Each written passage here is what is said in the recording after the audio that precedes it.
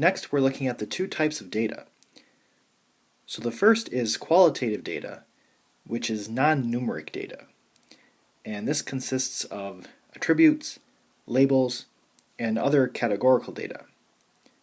So some examples would be blood type, hair color, someone's favorite color, someone's favorite car, or an opinion.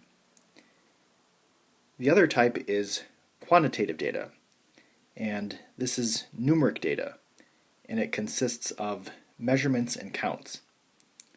So some examples would be length of time, hours of work, someone's age, someone's salary, or the speed of a car.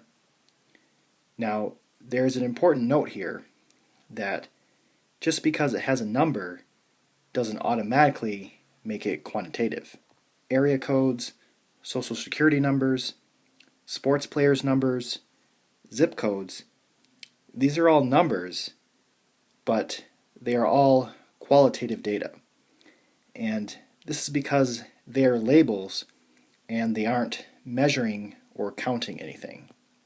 The directions say, determine whether the following data are qualitative or quantitative. And number 1 says, heights of hot air balloons.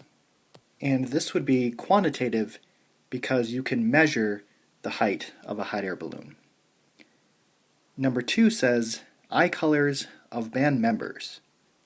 And this is qualitative data because it's a label or a category.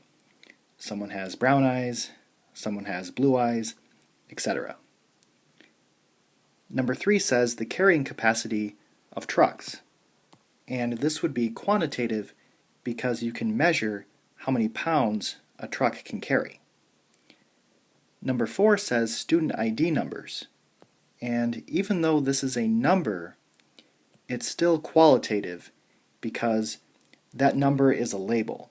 It's not measuring anything.